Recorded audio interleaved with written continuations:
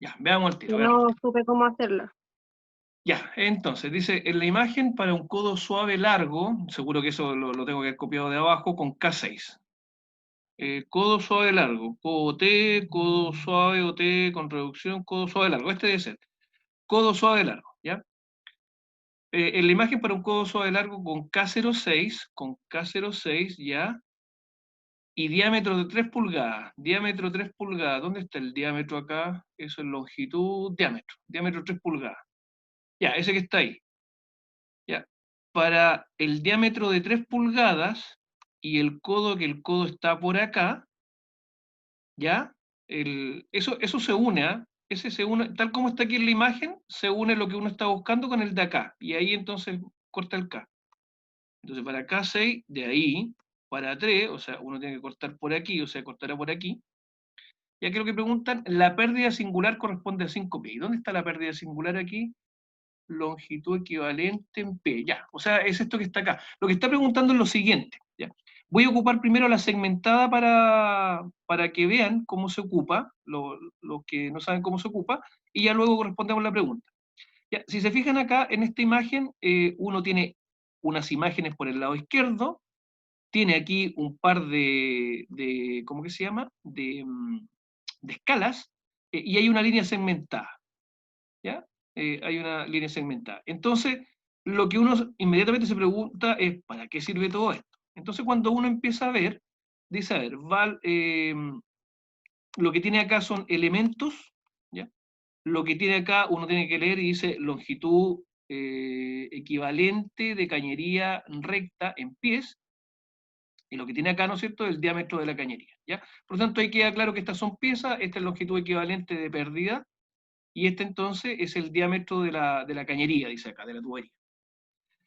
¿Ya? Y si uno ve entonces cómo se relacionan estos, es justamente por esa línea que está ahí, es decir, para esto que está aquí, para este punto, para un K18, creo que es de ahí de la T, yo tiro una línea recta, corta aquí en 20, que si no me acuerdo digo, son pie, longitud equivalente, y por supuesto que es de pérdida, y luego la une con el diámetro. Por lo tanto, la forma de relacionar estos tres es mediante esa línea segmentada. Eso quiere decir que para una T de 1,8, con un K de 20, le corresponde un diámetro de 4 aquí, de 4, un poquito menos de 4 pulgadas, ¿no es cierto? 3,4 por ahí. ¿Ya? Esa es la forma, por lo menos, de entenderlo, lo que uno ve acá. Lo que uno ve acá. En la pregunta, entonces, yo, en vez de ocupar ese ejemplo de esta línea segmentada, la cambié, pues seguramente la bajé y ahí, claro, ahí la bajé al codo suave largo, con K06, que esto va por acá, ¿ya? Y un diámetro de 3 pulgadas que cuando uno lo une, dará por aquí un K más o menos de 5 o un poquito más, ¿ya? Y la pregunta es, la pérdida singular corresponde a 5 pies, ¿ya? Este está justo ahí, por lo tanto debería ser verdadero.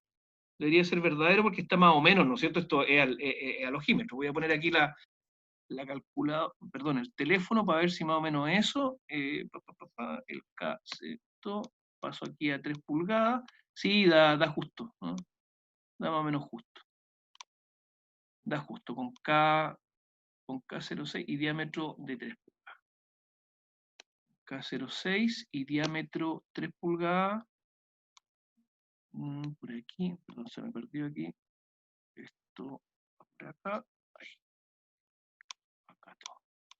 Y diámetro, se me corre la imagen con esto.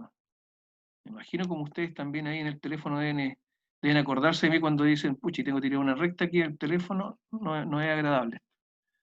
3 pulgadas. Pulgada y 0,6 que está acá todo. Ahí. Y da entonces una longitud equivalente, claro, más o menos de 5 pies. Y yo que le puse 5 pies. Ya, ese debería ser verdadero. Verdadero. Sí, profe, sí, yo me equivoqué porque no sabía cómo hacerla, porque pensé que esa línea de la longitud no era la pérdida, entonces ahí me confundí. No, claro, Por eso claro, no. No, sí, de hecho lo dice arriba. sí, Ya lo pero dice, me lo dice confundí, ¿no? arriba.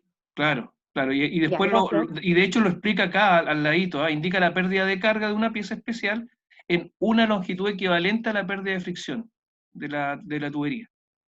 Ya, entonces ahí lo que les da acá es la pérdida en pie en este caso, porque no he encontrado uno que esté en metro. Si ustedes encuentran este mismo gráfico en metro, lo ponemos en metro y ningún problema. Ya, pero lo que hace ahí es que ustedes tienen el diámetro a la mano derecha, la pieza a mano izquierda, y aquí al medio entonces les da justo cuánto es la pérdida equivalente. Eso es, eso es. Ya, Además profe, que gracias. felicitaciones, Ale fue muy bien, ahí tiene 5 de 6, está bien. Ya, ¿más preguntas, colegas? Acá está LEPA y consulto si se ve el EPANET.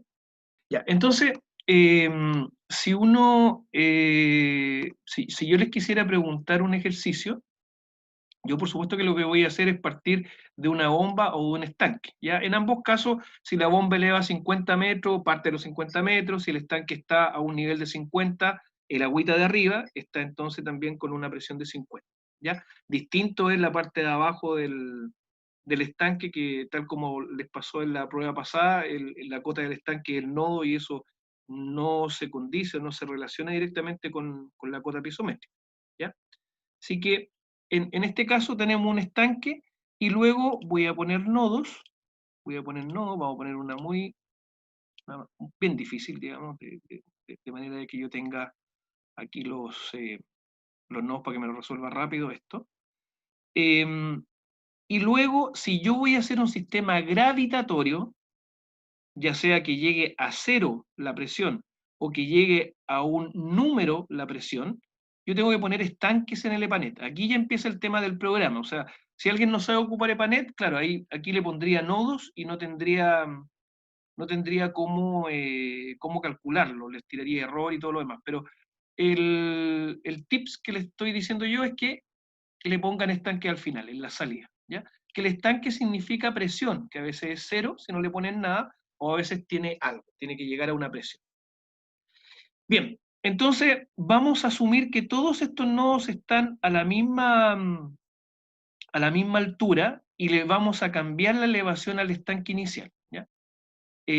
Vamos a poner la tubería, aquí todas las tuberías. Vamos a ver si hay algunos datos por defecto para que le ponga nombre. Etiquetas. Por ejemplo, las tuberías que le ponga T o TUF, a los embalses que le ponga embalses, ¿ya? Y con eso yo creo que estaríamos. Y las propiedades, que bueno, que la longitud de las tuberías esta vez que las ponga cada una cuadra, siempre me ha gustado lo de la una cuadra, y los diámetros de las tuberías vamos a ocupar ya 200 y la rugosidad también 0,01. Perfecto, ya, eso está bien, ¿cierto? Ya, y que me muestre todo, cuando lo vamos haciendo. Entonces, que muestre todos los nombrecitos que van a estar ahí. ¿Ya? Bien, y aquí, si se fijan, ya numeró los nodos, y vamos entonces a poner las tuberías. Vamos a poner las tuberías acá. Esa, esa, esa, esa. A estanque, todo esto va a llegar a presión 0, a estanque, ahí, a estanque y a estanque. Si yo le digo que ahora calcule, no debería calcularme nada. A ver, vamos a poner aquí el rayito, con el rayito yo calculo, y me dice que la simulación se produjo con éxito. Vamos a ver aquí en el plano, por ejemplo, en los nodos que me marque la presión, ¿ya? Y se fijan, hay presión 0, claro, no hay nada. No hay desniveles, no hay nada, esto está todo plano, es como que hubiéramos en una cancha de fútbol haber puesto las tuberías y todo está en 0, por lo tanto no hay presión, no hay nada. Y en la línea el caudal, y en el caudal hay 0, ¿ya? No tenemos nada, ahí no he calculado nada. Consulto si hay alguna duda hasta ahí.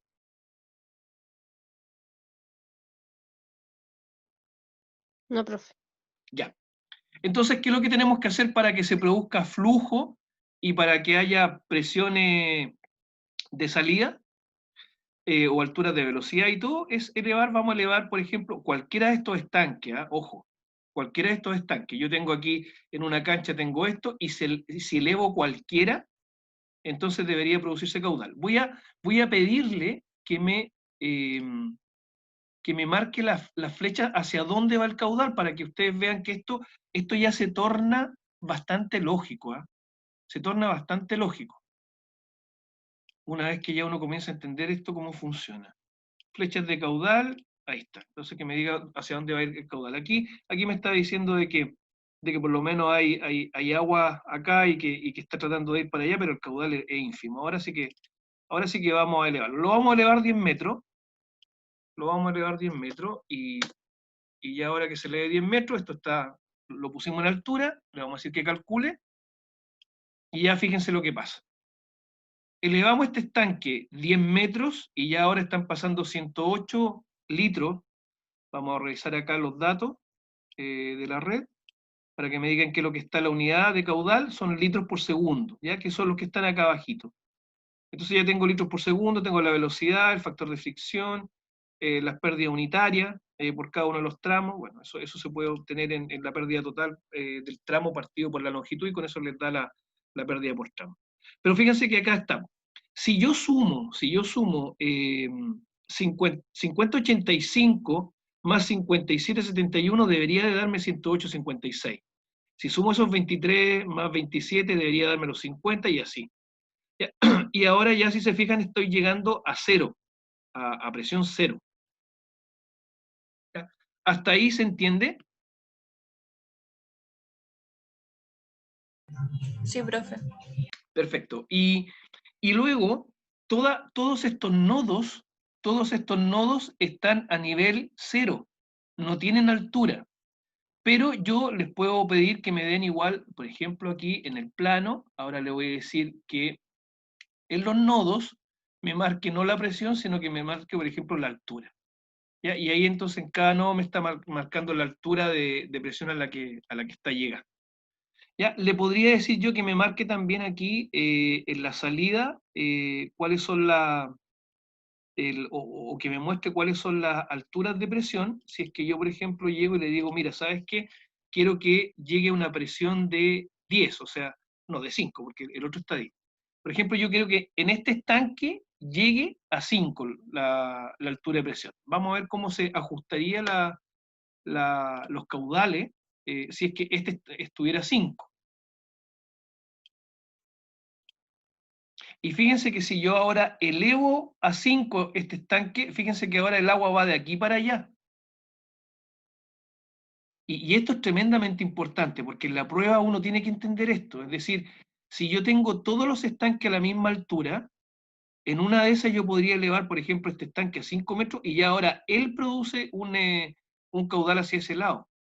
Esto es lo interesante del EPANET para la prueba que ustedes van a tener, porque ustedes pueden ingresar el sistema y ya pueden resolverlo de manera que los cálculos, una vez que ustedes lo hagan, les tienen que dar esto, les tiene que dar esta lógica.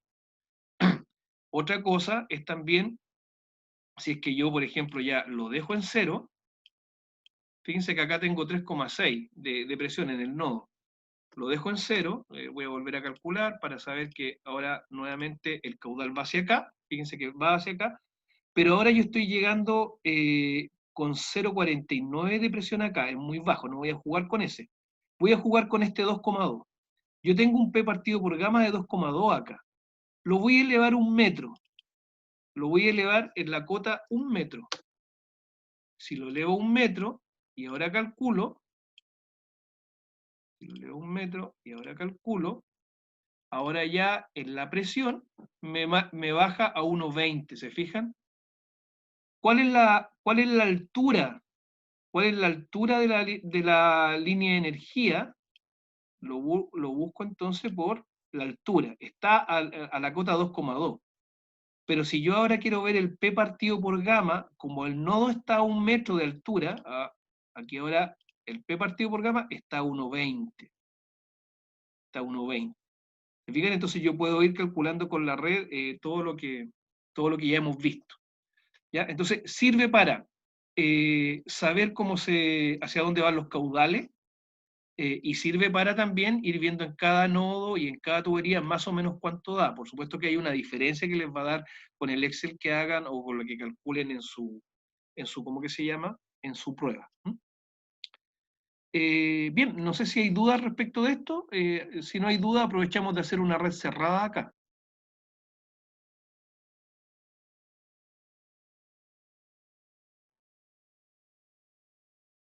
¿Dudas, colegas? No, profe. Ya. ¿Dudas sobre algún ejercicio o alguna materia de las que va a entrar en la prueba?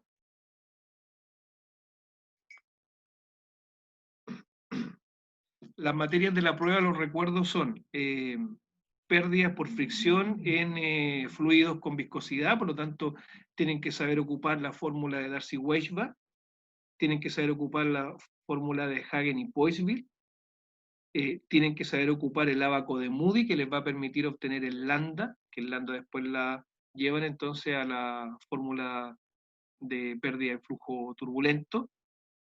Luego de eso deben saber ocupar la fórmula de Manning, deben saber ocupar las pérdidas locales y deben saber redes abiertas.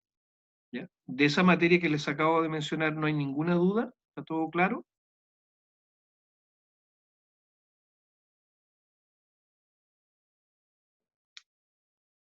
Bien, si no hay duda entonces, vamos a seguir con la materia entonces para la tercera prueba, que es la de redes cerradas. Ya que entonces voy a compartir la materia de redes cerradas, que tiene que ver con esto, pero no directamente. ¿Ya?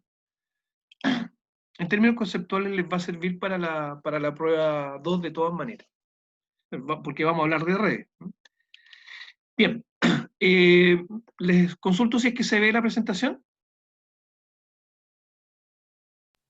Sí, profe. Bien. Lo que hemos visto en la prueba 2, lo que se ha visto para la prueba 2 es agua que yo saco de algún lugar con bomba, por ejemplo, que una vez que la trato, esto lo llevo, después de un tratamiento, a un estanque. Lo llevo a un estanque. Y este estanque me genera la posibilidad de distribuir el agua hasta una llave.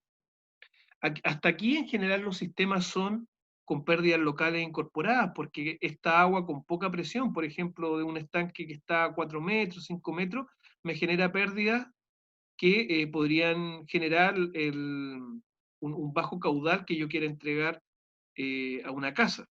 Yo quiero entregar un caudal más alto y las pérdidas locales me prohíben eso y entonces bajan el caudal o bajan la presión, o ambas, digamos, de manera significativa. Entonces, debo saber de qué manera me influye tanto la altura del estanque con los elementos de mi sistema para que llegue el agua a esa llave, ¿ya? En términos de el caudal y de la presión. Y lo que hemos visto, y lo que hemos visto hasta acá son sistemas bastante simples, pero la realidad de lo que ocurre en una ciudad como Valparaíso, como Quillota, como Quilpué, como Villa Alemana y otras, es lo que se está viendo ahí en la imagen. ¿Ya? Es una red cerrada, es decir, que cuando yo tomo un nodo acá adentro, el agua me va a llegar por más de un punto, por lo tanto esa red está cerrada en el sentido que es un circuito que llega a un nodo por varios puntos, a diferencia de una red abierta como la que se ve acá, donde yo tengo una pura línea, y para llegar al punto final tengo que pasar por los anteriores. Por lo tanto, si corto la tubería en un lugar, yo no puedo llegar entonces al punto final. ¿Ya? Entonces, una ciudad se compone en general de una red cerrada como esta, donde hay matrices de agua potable, y en la periferia, como ven acá en la imagen, en la periferia puede haber ahí alguna red abierta como las que les está tocando para la prueba 2 de la próxima semana. ¿Ya? Entonces, lo que habíamos visto y lo que le entra en la prueba 2 es esto, es una topografía donde yo incorporo un sistema de tubería llamada red abierta, donde tengo una presión inicial que generalmente puede estar dada por una bomba, un estanque o un embalse, y luego de esa presión inicial yo voy bajando en la línea de energía y en la línea piezométrica para ir teniendo presiones distintas a lo largo de mi recorrido. Y lo que hemos dicho entonces, que esa red abierta, yo la debo transformar aquí ahora matemáticamente en una red cerrada, por lo tanto la idealizo de la forma que se ve en la imagen y se llega a una red como la que está acá. como esta que está acá abajo, donde yo tengo entradas y tengo recorridos y tengo salidas. ¿Ya? Y decíamos que en general, cuando yo voy a ver una población, tengo un sistema como el que se ve ahora en la imagen. Tengo nodos por donde llega el agua, esa agua va a llegar gravitatoriamente por presión y va a definir unos recorridos. Fíjense que los recorridos acá no son lógicos porque esto está mirado como desde arriba. ¿Se acuerdan que hemos dicho que es como raro el dibujo de hidráulica? Porque fíjense que yo el estanque pareciera ser que lo estoy mirando de costado, de perfil, sin embargo la red parece que la estoy viendo en planta. ¿Ya? Y bueno, y esto está sacado de algún libro por ahí o de alguna imagen de internet que bajé, y si se fijan, lo hidráulico en todo el mundo parece que lo vemos igual. O sea, es un dibujo como que mezcla la vista de, ¿cómo se llama?, de costado, de perfil, y la vista lateral, y la vista entonces en plano. ¿Ya? Y en una red las cosas importantes son la entrada, los puntos de entrada, y los puntos de salida. Los puntos de salida me van a ir definiendo los caudales que tienen que tener cada uno de los circuitos que se ve acá y lo que tiene que pasar por cada uno de los nodos. En general, uno en cada tubería ve el caudal, como lo vimos en el EPANET, y en cada nodo va chequeando las presiones correspondientes. Y veíamos entonces también la clase pasada que uno podía mezclar estos dos tipos de redes en una red cerrada y en alguna red abierta, lo que me define una red híbrida que se llama, que contiene ambas. Bueno, vamos al modelamiento. En la primera parte del curso, cuando uno ve pérdidas locales, lo que hace es que toma un estanque, hay pérdida local aquí en la entrada y hay una salida, y es como el sistema más básico. Cuando uno ve redes abiertas, ya esto se bifurca, se divide el flujo, ya no es flujo permanente que tiene un puro caudal, sino que es un flujo no permanente donde el caudal incluso puede irse por una tubería y por otra, por lo tanto no hay mantenimiento, no se mantiene constante el caudal, y eso entonces genera lo que se llama flujo no permanente. Y también puede ser de que no termine en cero, no termine presión atmosférica, sino que hayan dos estanques conectados, y entonces lo que tenga que pasar pasará en función de la presión y cómo ésta va modelando y va bajando el agua hacia el estanque más bajo en presión. Bien, veamos el concepto entonces de una red cerrada. ¿Cuáles son los conceptos que están detrás? Este sistema es el más simple que se me ocurrió y tiene que ver con un sistema muy parecido al que habíamos visto. Se fijan que yo tengo un estanque de entrada, tengo una línea que al parecer lo que está acá es la línea de energía, y por tanto lo que tengo que ver es cómo pasa el agua y las presiones por acá, por este circuito. ¿Ya? Podría ser que no sean las mismas tuberías, podría ser que unas tuberías sean más pequeñas y otras más gruesas, otras de mayor diámetro, y podría ser que los caudales tampoco sean lo mismo, porque quizás las longitudes de acá no son lo mismo. ¿Ya? Por lo tanto, las longitudes van a definir pérdida, las alturas van a definir pérdida, y los diámetros van a definir pérdidas. Por lo tanto, las pérdidas por un lado no tienen que ser exactamente las mismas que del otro. ¿Ya? Ahora, ¿qué es lo que pasa? Que la presión inicial, antes de entrar a este circuito, y la presión al final tienen que ser la misma. Entonces, si bien es cierto, no tienen que ser los mismos diámetros, y no tienen que ser los mismos caudales, aquí pasa algo de magia, ¿no es cierto? De la magia que pasa en la ingeniería. Y es que el caudal gravitatoriamente se ajusta para que las pérdidas por uno u otro lugar sean las mismas. ¿Ya? Y eso es tremendamente importante en términos conceptuales. Es decir, ¿tengo los mismos diámetros por un lado y otro? No. ¿Debo tener los mismos caudales por un lado y otro? No. ¿Las pérdidas son las mismas por un lado y otro? No. ¿La presión al principio y la presión al final son las mismas para ambos lados? Sí, son las mismas. Por lo tanto, la sumatoria de pérdidas por un lado y la sumatoria de pérdidas por el otro, eso sí que tienen que ser iguales. Eso sí que tienen que ser iguales porque tengo que llegar con tengo que salir con una pérdida única y tengo que llegar a una pérdida única. No va a haber aquí un desequilibrio en la llegada en cuanto a la presión. ¿Ya? Y entonces esto significa que yo voy a tener este sistema de tubería, lo voy a modelizar respecto a este dibujo de líneas. Las líneas son las que me van a definir ahí mi sistema. Y fíjense que arriba voy a tener, al parecer lo que se ve aquí, la línea de energía como se muestra. Es decir, va a ser un plano que voy a tener arriba. Pero yo parto de una energía, me divido por acá y hago lo que quiero, pero después en la salida tengo que llegar con una energía que también es única. Porque fíjense que no llego con dos energías, llego con una. Bajo la línea de energía ya sabemos que en una distancia vertical de b cuadrado partido por 2g se encuentra la línea piezométrica que está en rojo aquí, porque la línea negra ya dijimos que era la línea de energía. Entonces bajo hacia la línea piezométrica roja. Una vez más se puede dar cuenta uno que antes venía con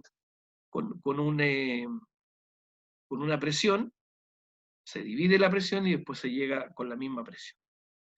Y de ahí de la línea roja al eje de la tubería, por supuesto que va a estar el P partido por gamma, y este sistema entonces va a estar anclado a un sistema de referencia con su Z. ¿Ya? Y por tanto, del eje de la tubería hasta el datum me marcará entonces el Z. Bien, ¿hasta ahí alguna duda?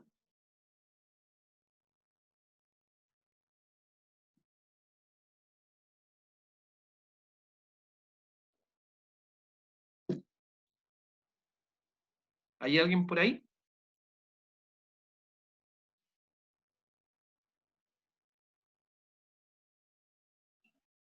Yo por lo menos Sí, no profe. tengo dudas. Yo Bien. tampoco. Muchas gracias, muchas gracias. Discúlpenme que les vaya preguntando, pero la verdad es que la clase es para usted y por eso necesito ahí retroalimentación, sino para ir, ¿cómo que se llama? Reforzar. Bien, entonces vamos a tratar de modelizar. Ahora ya vamos al cálculo, a las ecuaciones que me van a permitir calcular esto. Entonces, las redes tubería, aquí hay una explicación, se supone que esto es para el PDF que les queda grabado, pero lo que hay que tener en cuenta es que, tal como lo hemos conversado una y otra vez en el EPANET, lo que aquí hay son entradas, luego tenemos nodos en los puntos, y entre los medio de los puntos tenemos tuberías. Y eso es lo que va a formar un circuito o lazo. ¿Ya? Y luego las tuberías se juntan en nodos, y yo tengo una ecuación para verificar, así como lo tenía en las redes abiertas, tengo una ecuación para verificar qué es lo que pasa en el nodo o en el circuito. ¿Ya? Entonces, en el circuito I, que el circuito puede ser una cuadra, imagínense la cuadra de su casa, en el circuito I tiene que, si yo estoy analizando una ciudad donde hay cuadras como la de su casa, yo, los n circuitos que tenga en la ciudad, tienen que ser igual al número de tuberías, B por ejemplo, más el número de suministros, los estanques, menos el número de nodos que haya en la ciudad. ¿Ya? Entonces, veamos ejemplos de esto. Y aquí tengo una cuadra solita, dos cuadras con una diagonal. Aquí tiene que siempre funcionar lo mismo. Si tengo 4 cuadras o tengo más cuadras, tiene que funcionar la misma lógica.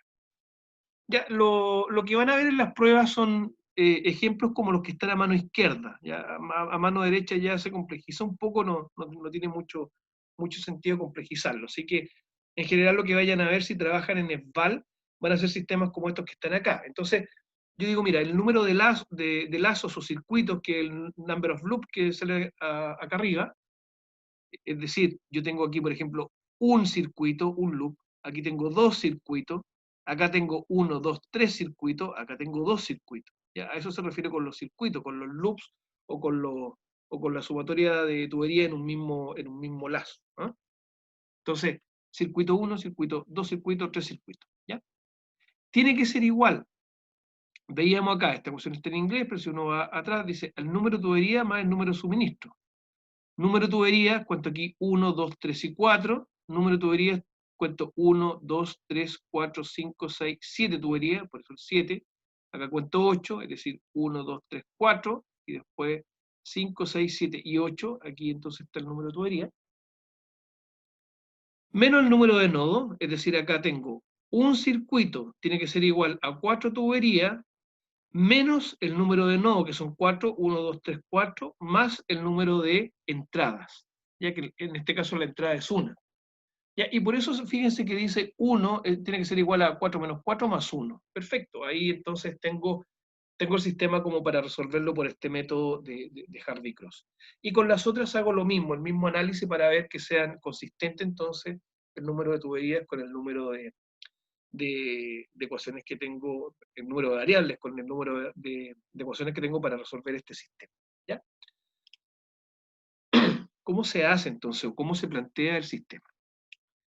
Ya. En primer lugar, hay que decir que esto se puede resolver por sistemas matriciales, que son tremendamente difíciles de poder resolver, porque imagínense una ciudad como Valparaíso. ¿Ya? Imagínense meter en una matriz todas las tuberías y los nodos de Valparaíso. Eso la verdad es que es muy difícil. De hecho, cuando yo estudié y cuando estudiaron los otros profes, cuando llegábamos acá al método de Hardy-Cross, lo que uno hacía es que resolvía sistemas como el que están ahí en la imagen, y lo otro ya tenía que uno meterlo en unas planillas de cálculos que habían. Ahora hay Excel, en esa época había Lotus, y se calculaban con planillas. ¿Ya? Pero en el caso de ustedes tienen el EPANET que les puede resolver todo esto, pero tenemos que saber cómo funciona. ¿Ya? Igual como pasa con la otra parte de red abierta. Entonces, colegas, el problema que hay con esto es que ustedes se tienen que dar un caudal. Al igual como lo hicimos con el método iterativo de calcular caudales en red abierta, acá también hay que dar unos caudales iniciales, que eso se va a ir ajustando solito. Entonces yo doy un caudal que no es el verdadero, y lo doy acá al sistema, y va a generar entonces unas pérdidas. Les pido que me pongan atención ahora, porque esta es la parte conceptual más importante de redes cerradas. Miren lo que yo tengo acá a mano, bueno, a mano izquierda tengo el circuito completo, y si ven, en este circuito tengo el lazo A, B, E, D, A, tengo ese lazo. Y miren lo que pasa acá cuando yo ahora tomo eso y lo voy a analizar. Si yo me voy con la pérdida por fricción, que ya la saben calcular, la línea de energía siempre baja, siempre va bajando, y la línea hipersométrica sabemos que baja, sube o lo que sea, pero la línea de energía siempre baja. Entonces, miren lo que pasa acá. Si yo tengo una presión alta en A, y yo sé que el caudal va hacia B, respecto de lo que es la línea de energía entre A y B, ¿qué es lo que pasa con la línea de energía que parte de A y llega a B? ¿Esa baja o sube?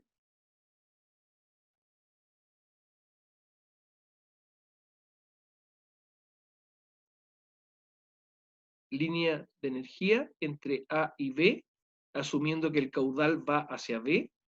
¿La línea de energía baja o sube? Baja.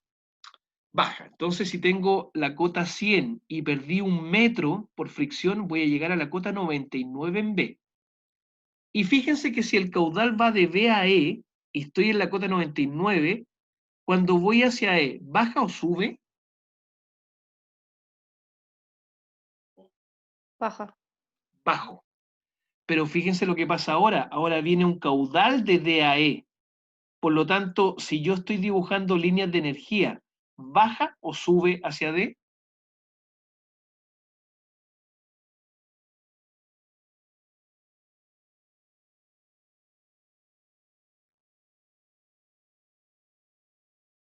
Es que no puede subir la línea de energía. En este caso sí. ¿Sabe por qué, colega? Y qué bueno que me lo dijo así. Por lo siguiente. Porque cuando yo tengo un sistema como este, siempre baja la línea de energía, porque el caudal siempre va hacia las salidas. Pero miren lo que pasa aquí, colega, miren lo que pasa aquí. Voy a dibujar una línea acá abajo y fíjense lo que pasa, y que esto es lo más importante, que bueno que me lo contestó, colega, muchas gracias.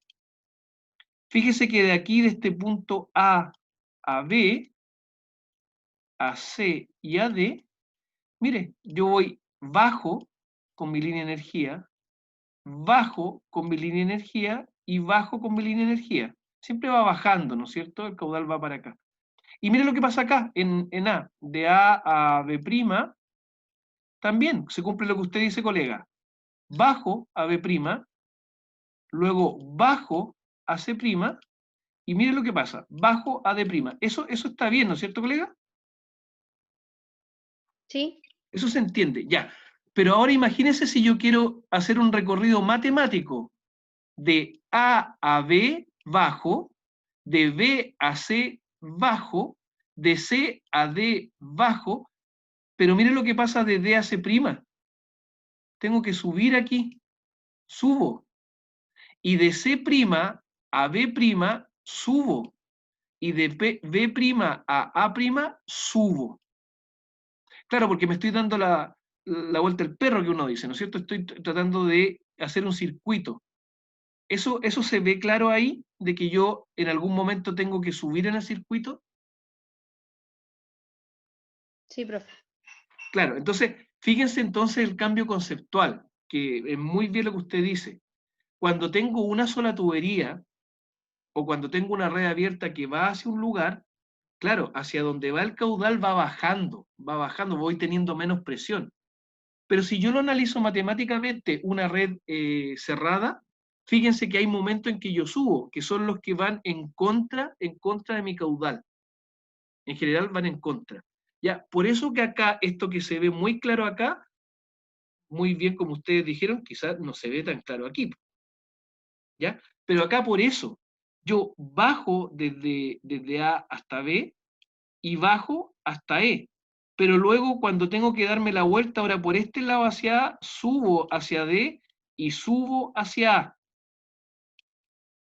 Entonces aquí depende de por donde yo me vaya. La línea de energía siempre va bajando, siempre y cuando yo vaya en sentido de el caudal, pero va a subir en la medida que yo me voy por otro lado. ¿Ya? Entonces, una de las cosas que uno dice es que cuando yo salga de A y me vaya a B y a E y después vuelva a A, yo voy a llegar al mismo punto aquí. Voy a llegar exactamente al mismo punto. Por lo tanto, la diferencia de cota, esto es ¿cómo que se llama? Como una cartera topográfica, ¿no es cierto? Que me voy por un lado y tengo que llegar siempre al mismo punto. Cuando yo cierro el sistema ahí, la diferencia de cotas por un lado y por otro tiene que ser cero. Yo llegué al mismo punto y a la misma altura. Ya. Entonces, miren de lo que se trata este sistema o esta forma de resolver estos sistemas complejos. Miren lo que inventaron, que a mí me parece espectacular cuando uno revisa estos autores. Hardy Cross, que es una persona que inventó un sistema para resolver estos modelos, no solamente de hidráulica, sino que también los modelos de aproximación para estructuras. Lo que dijo él es lo siguiente, dice, si yo me voy por aquí, por un lado, y después vuelvo por el otro, el error de cierre es cero.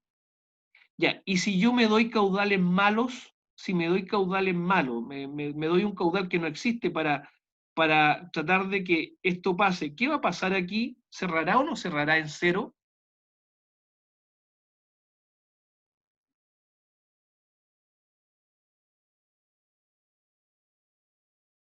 ¿Colegas?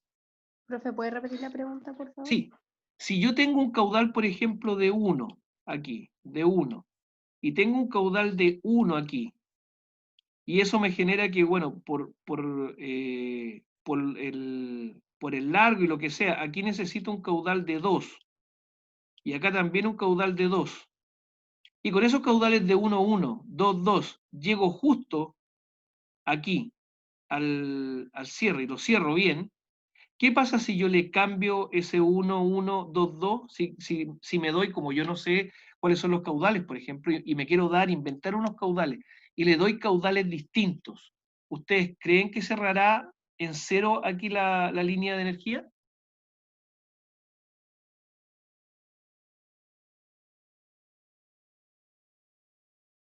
Sí, no sé. no debería cerrar. ¿Por qué?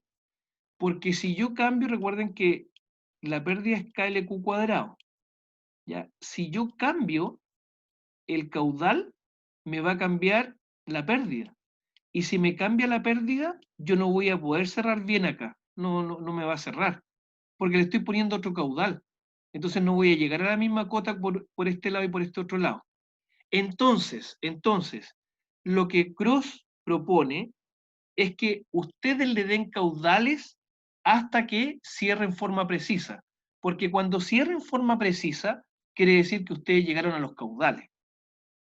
¿Ya? Ahora, lo primero que uno tiene que imaginarse es, profe, pero si yo le voy a tener que estar dando caudales hasta que esto me cierre bien, yo puedo estar una eternidad dándole caudales a una cuadra y a otra cuadra de Valparaíso. Claro, entonces el sistema de Hardy-Cross, que es un método numérico para resolver esto, lo que hace es que una vez planteado el sistema, él solito empieza a cerrar y empieza a darle a ustedes los caudales reales. Y eso es espectacular. Imagínense que una ecuación le esté diciendo a usted haz tal cosa para que llegues a la solución. Eso es espectacular. Que son ecuaciones y métodos numéricos convergentes a una solución. ¿Ya? ¿Cómo funciona esto entonces? Les voy a contar cómo funciona esto. Lo que se hace en este circuito es decir, mira, yo desde el nodo A al nodo B, la diferencia de cotas de la línea energía, estamos hablando de la línea energía, la diferencia de cotas entre A a B va a ser la pérdida por fricción del tramo 1, que va a ser K1, Q1 al cuadrado por L1, que en este caso está dado por el segmento KAB, QAB, LAB, ¿ya? Al cuadrado. KLQ cuadrado, eso ya lo sabían ya. O sea, para llegar de A a B, tengo que restar KLQ cuadrado. Y fíjense que para llegar de B a E, ahora yo nuevamente resto KLQ cuadrado. Aquí está KLQ cuadrado. Pero ahora, como el caudal va de D a E, ahora ya no tengo que restar, tengo que subir. ¿Ya? Por lo tanto, subo acá un KLQ cuadrado y luego subo de nuevo un KLQ cuadrado. Es decir, si yo ocupé que voy sumando aquí, a este lado tendré que ir restando, ¿ya? Y al contrario, si iba restando acá al principio, tengo que ir sumando al otro lado.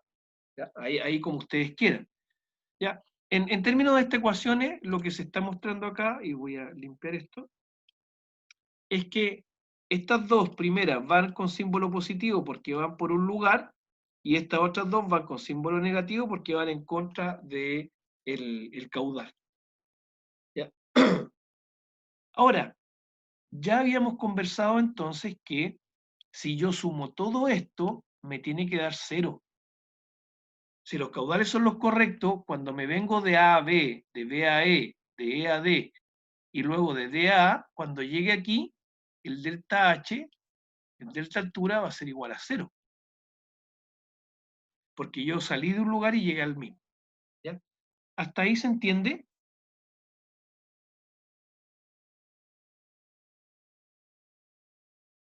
Sí, profe, sí se entiende. Muchas gracias.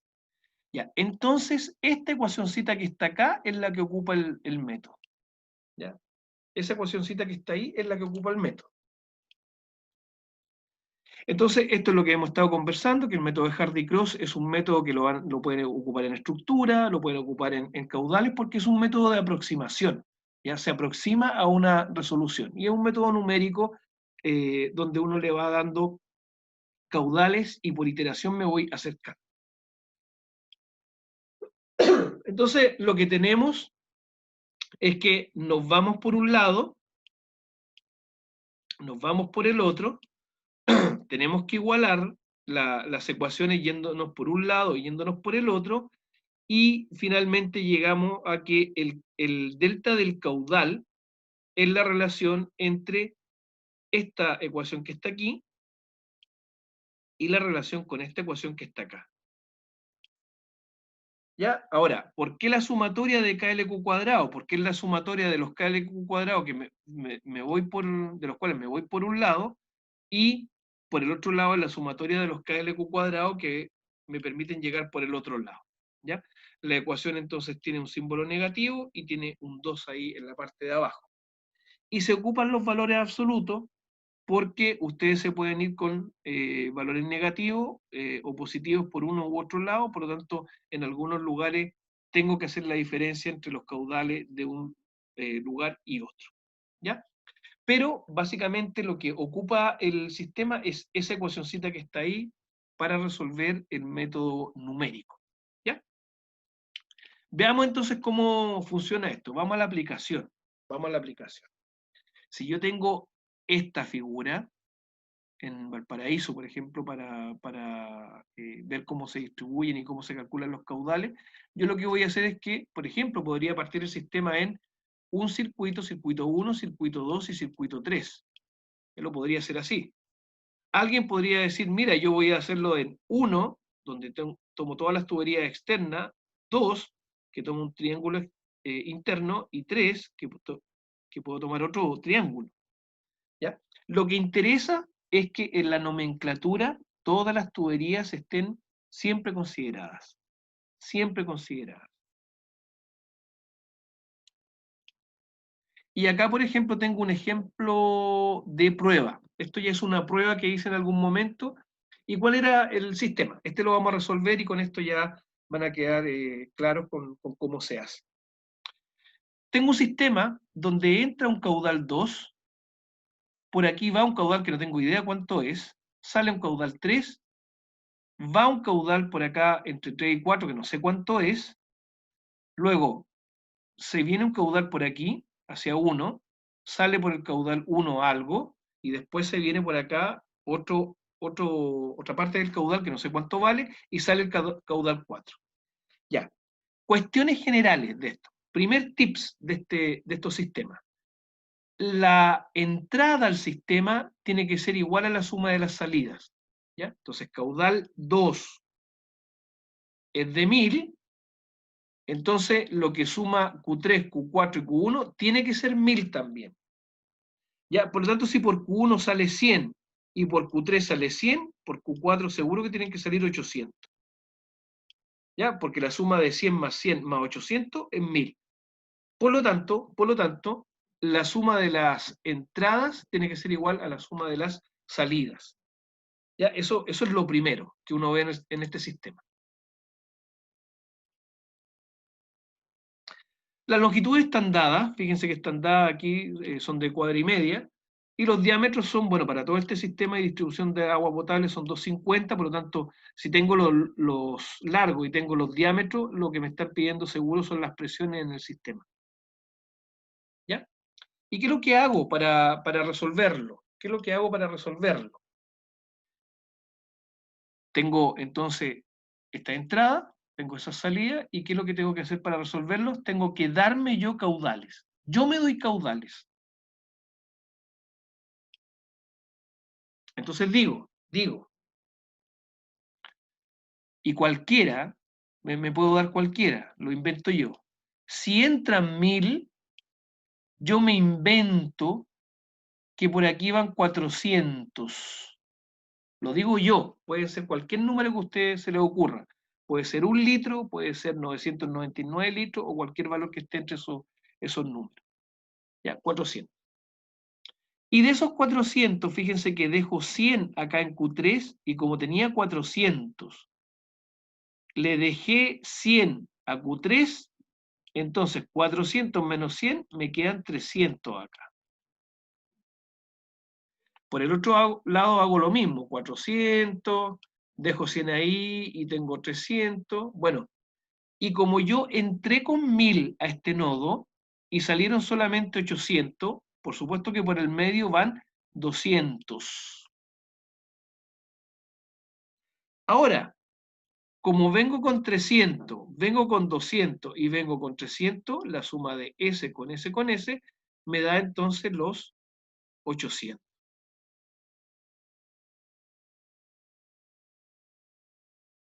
Por lo tanto ya tengo mi sistema ahí de alguna manera hipotetizado, o sea, es una hipótesis de partida. ¿Ya? Consulto si alguien tiene dudas hasta acá.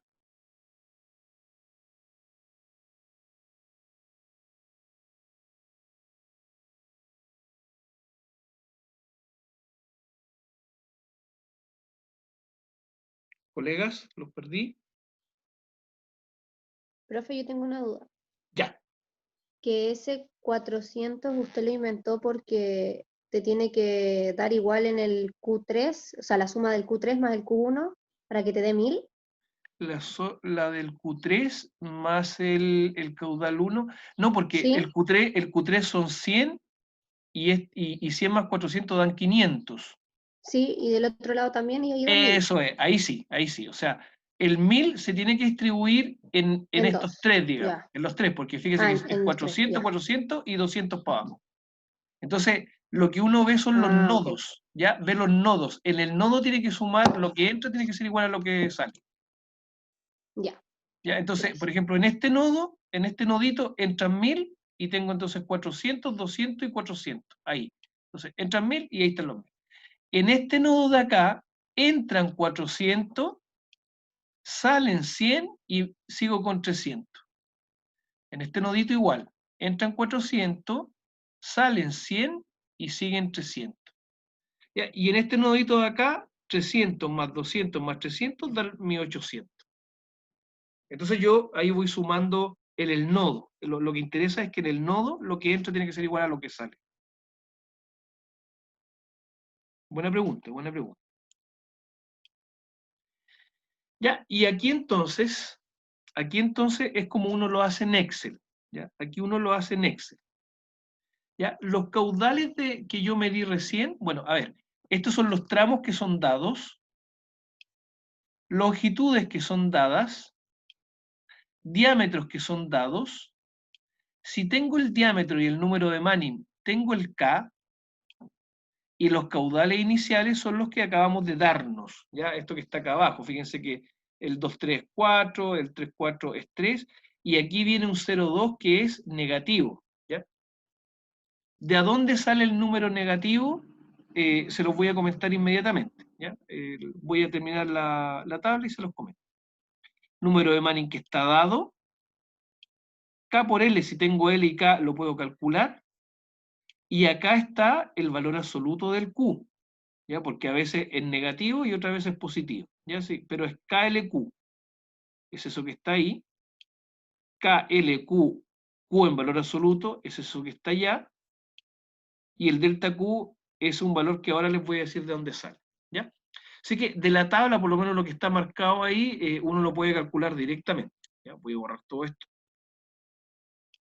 Y ahí entonces vamos a ver de dónde sale ese -2, de dónde sale ese delta Q, y qué significa ese caudal nuevo. Ya, primero, ¿de dónde sale el valor de 0,2? Eso nos dimos nosotros 200, o 4,2, 4,2, 4, ya. 4,2 es ese valor que está ahí, que sale de la suma que estábamos viendo con la colega, ¿no es cierto? Que la colega recién lo vio. Ya, la pregunta es, ¿por qué negativo? Por lo siguiente. Ya, ¿ustedes vieron estructuras, vieron momentos? Sí, Ya, si yo les dibujo aquí una viga, y yo dibujo los momentos, pregunta, ¿esos momentos tienen símbolo positivo o negativo?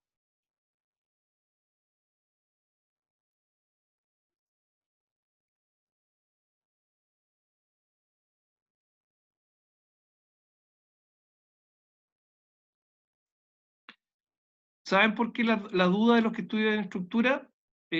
Porque la verdad es que no es ni negativo ni positivo, es una convención de signos. Si ustedes estudian por la carrera en general, son negativos los momentos hacia abajo.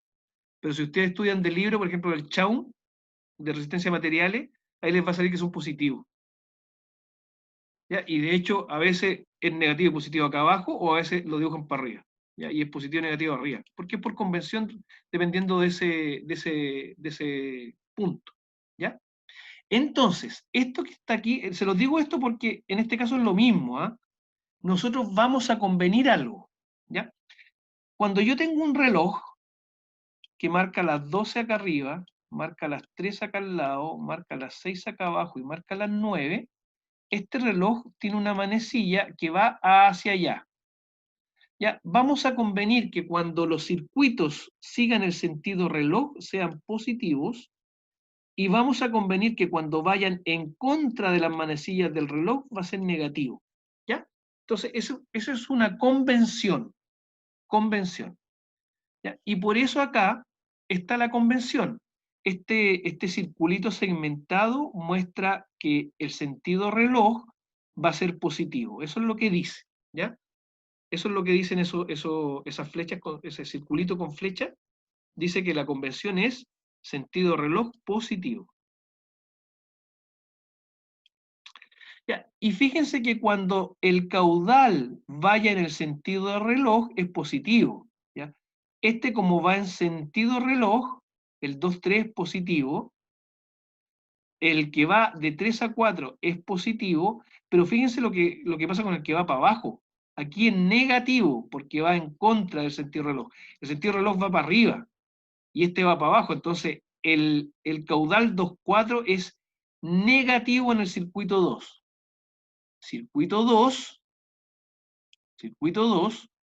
caudal 2,4, y aquí algo pasó, que aquí debería ser negativo, ¿ya? Negativo. Si es positivo, entonces porque están cambiados los nombres, ¿ya? Ahora lo vamos a ver, y qué bueno que lo estamos revisando.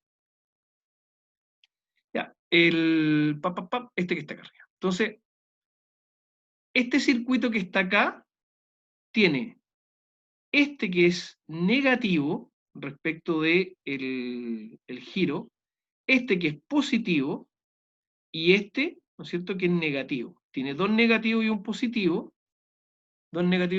y entonces parece que este circuito es el de aquí. Ya, y este circuito tiene, si yo veo el sentido reloj, tiene un positivo, otro positivo, dos positivos y un negativo, que debería ser el de arriba. ¿Ya? Así que ahí calibro, que me falta aquí ponerle cuál es el circuito, así que eso se los voy a arreglar, ¿ya? Que es el de acá arriba. Ya. Entonces, en el circuito 2, fíjense que yo tengo este positivo y este negativo, que el negativo debería ser el 2,4. Por eso que el 2,4 es negativo, porque va en contra del sentido del reloj. En cambio, en el circuito 1, yo tengo que es positivo, y tengo este negativo y ese negativo, ¿ya? Que ahí están los dos negativos, el 1,2, ese, y el de abajo, que es el 1,4, debería ser, claro. El 1,4, que es 4,1, que da lo mismo, digamos, si es 4,1 o 1,4. Y eso que está ahí, ¿ya? Por lo tanto, aquí básicamente están cambiados el orden, digamos. El de arriba del circuito 2, que lo voy a poner ahora, le voy a poner aquí una tablita o algo que diga que este es el circuito 2 y este es el circuito 1. ¿Ya? ¿Alguna duda hasta ahí? Bien, si no hay ninguna duda, continuamos con esto mañana para seguir viendo cómo se calcula, y vamos a verlo también en el EPANET.